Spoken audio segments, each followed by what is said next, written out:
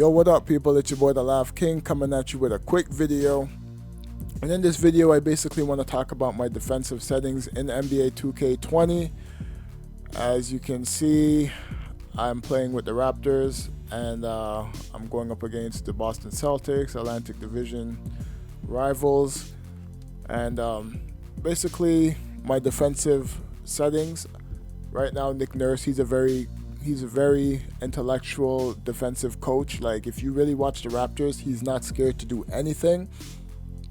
So one of the reasons why I picked this team is because in NBA 2K is because of the defense. I know that the players are going to be very smart on defense, but there's occasionally the time where the AI just decides to, overplay, or they decide to leave their man at the three-point line and give up wide open jump shots, and sometimes they don't do certain things that you want them to do. So this is where this menu comes handy. So with the on-ball pressure, I always have it at moderate. Same thing with the off-ball pressure. It's actually good to just do this individually in the timeout menu. You can select whichever player you want depending on the matchup, and you can have them at say you want to leave the shooter, you can leave them, so you have another defender that can help close out the paint, or you can have gap. All right, but what I normally do is I just keep it at moderate, because it, depending on who you're guarding, the blow by, they won't be able to blow by you a lot compared to if you have it on, say, tight. Tight means basically you're all on the defender. I never use smother unless a player is getting hot, but you only do that for certain players. All right, so I would have off-ball pressure, on-ball pressure on moderate. Force direction, this is always automatic, because no matter what you do, if you have it on one of these, they will automatically drive the defense. Not the defense, they'll drive the offense to, say, the baseline or the middle. Sometimes with the way the game is, you can do that on your own anyway, so that's one of the reasons why I just keep it on automatic. I don't like keeping stuff on automatic in any basketball game, because I feel that if you need the CPU to do all the work for you, then you really don't know how to, you really don't understand the mechanics of the game. So it's good to get that help, but not all the time. So on-ball screen, depending again who you're playing. This is one thing I wanted that I put out in my wish list, that this should be on the fly menu, because screening is big in the NBA, and you shouldn't be able to pause the menu and decide whether your guy wants to go over the screen or go under the screen all the time, right?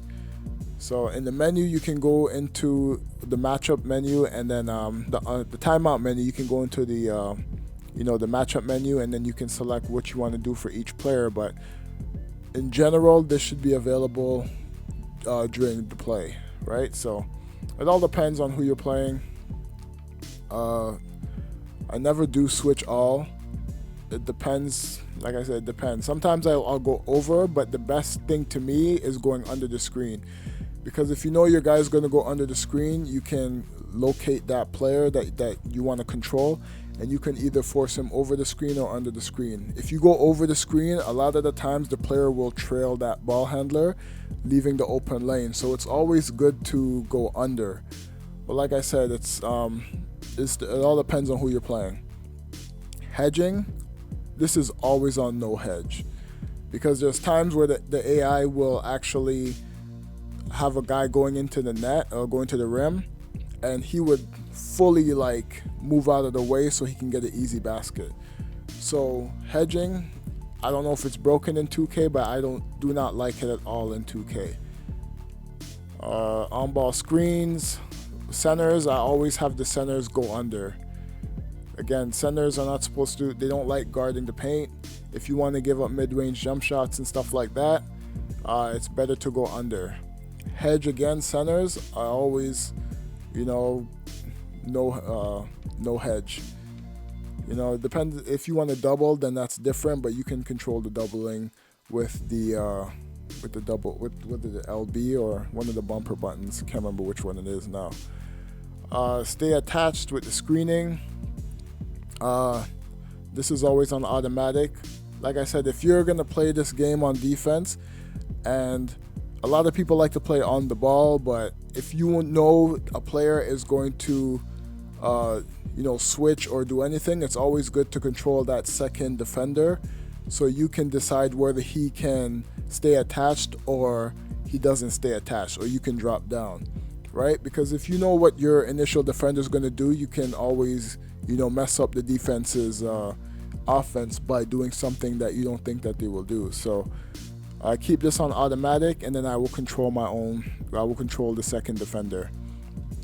Off ball screens, to me in this game, I think it's better to go under, and because like I said, if you go over the screens, a lot of the time they're chasing, and a lot of the times that the second help defender will actually watch the defender blow right past them. So it's always good to go under the screen in this game, because like I said, you will have more control over defending where the player is going. Because if you're chasing a player around the 3-point line, your defenders are going to leave a lot of other players open, and you don't want that. So it's better to go under. Post, it's usually automatic, but by default I would have it behind, because unless the guy is shorter than you, that's the only time I can really see you fronting, right? So we go behind, and it keeps the defense behind, between the basket and their man. So that's just the basics. Double team perimeter, manual of course. Double team post, manual. Switch rules, I'm kind of iffy with the switch. Sometimes I'll go switch the bigs depending on who's on the court, but it all depends on who the matchup is. So I'm playing Boston and I'm the Raptors, so even if I switch all with the guards, it's not much of a drop off on the defensive end. So it all depends on what the matchup is, but most of the time I'll just keep it on auto. And like I said, I always control the second defender, just to see what the offense is going to do. And then if my guy is going to keep going, I will just go back to the initial man that I left open. And sometimes he might get the ball, sometimes you can close out and prevent him from getting the ball. So it all depends on your rotations. Pre-rotate, nope, I don't do that in this game. Again, because a lot of the times, the CPU on the weak side will go right into the paint for no reason, and he will leave a guy wide open at the 3-point line, and the CPU will always get the ball to him. So if you want to have less of a headache in that part of the game, it's always good to go to no, and you can control all that yourself. Screen help rules, I always have it on either help and no rotation, or I have it on no help. So the reason why I will have it on help and no rotation is because a lot of the times, especially if you watch real NBA, the players will always leave the corner 3 open. The corner 3 is the highest percentage 3 in the NBA, and teams will just leave the corner 3 player just to collapse the paint. So I like to break that rule, and I don't like to leave anybody open at the corner 3, because that's the easiest 3 to hit in the NBA. In basketball, because it's the shortest distance. All right? No help at all. The best way to use this is if you're not going to have any help, you just drop down on your matchup and see if he's going to drive. But then again, you always know who's the next defender by the paint, and if you get beat, you can always switch to that defender and manually get him to contest a jump shot. It takes a lot of work to master that, but if 2K would actually fix a lot of the input lag in this game, it'd actually be a lot easier to switch defenders. In NBA Live, it's actually a lot easier to do that because they have a much more snappier control scheme than 2K. But if 2K can get a handle on that, you won't even need to put anything on there. No, screen help rules, you wouldn't even have to need the CPU's help. You would know where the ball is going, and you would be able to switch right on the spot. Same thing with drive help rules. If you get beat, you always want to have one extra guy come over. You never want to leave the 3-point corner or shooter open. Never. Right? And if you have it on no help, same thing. You're the one responsible to staying in front of your man. So if you want to test your defensive skills, your on-ball defensive skills, you will put no help at all, and then use the the icon, player icon, to switch between players. Right? It takes a lot of work to master this control, but especially with the way 2K has their controls. But once you get it down, it's pretty useful, because you won't be leaving a lot of players open on the 3-point line, and a lot of people like shooting threes in this game. So it's kind of like pick your poison, right? So I'm gonna leave it at that. Extend pressure. This is always at automatic. You can't change it, but you can always change it while you're in the game. And yeah, most of the time I just use regular head-to-head matchups. Again, this is one of my favorite views in 2K. I don't like the camera spinning. I like playing defense on the top. I'm very unorthodox. I'm probably the only one that likes playing defense on the top in this game. Most people play with the ball going downwards.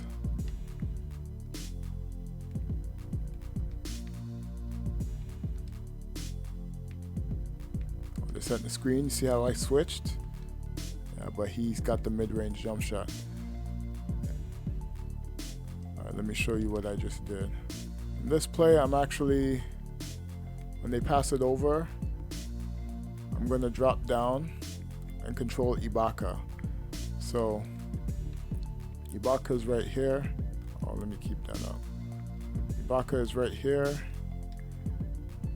and he's gonna set the screen, but I'm gonna drop down because I don't want him to hedge. If he hedged, Walker would have a wide open 3, or he would have an open lane. So I can come over with Ibaka to block the lane off, but Kemba Walker still had a 3-point mid-range jump shot. This is what I mean about controlling players.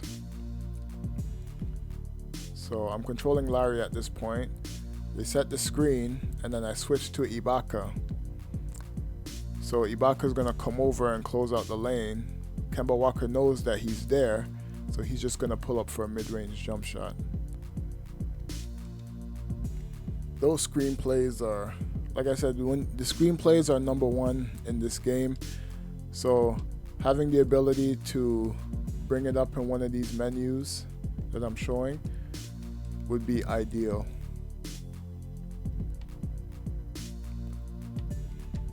Come on, OG, stay in front of the guy. See, I'm gonna switch because I don't know what Hayward was gonna do. So now I'm going off the ball. Talking and playing at the same time is tricky. He basically called the isolation, and he left the whole right side wide open, right? So Lowry, he's too close to Kemba, even though I have it at moderate, but I don't know why he's close. So Kemba blows past him. And then he did a step back. See, but since I have it on no help, Ibaka just stayed over there and left him on the island. So, like I was saying, if Kemba came over and the controls were how they were supposed to be,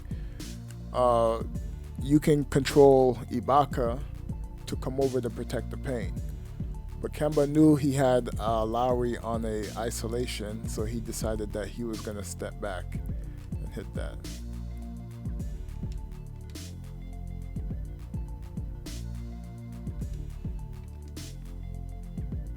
See how I came over? How's that a foul? I went straight up. That's the perfect example of what I was talking about.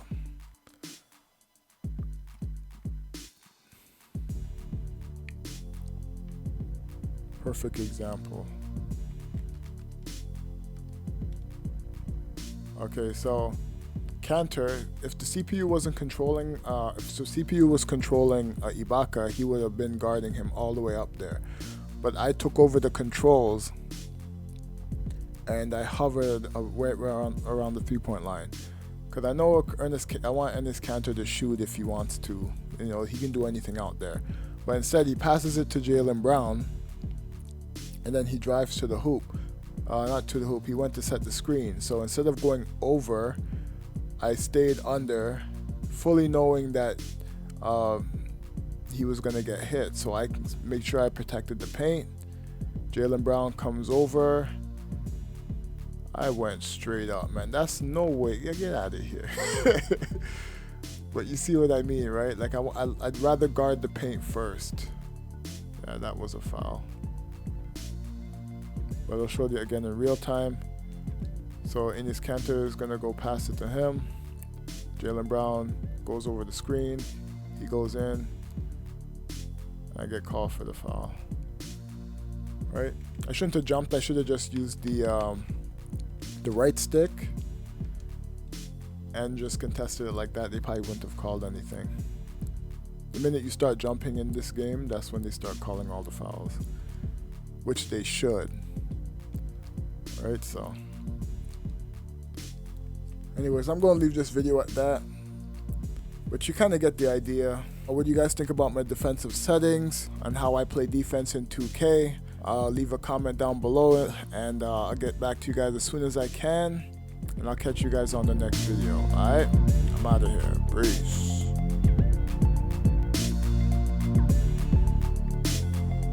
In a zone, yeah, man, she a rider.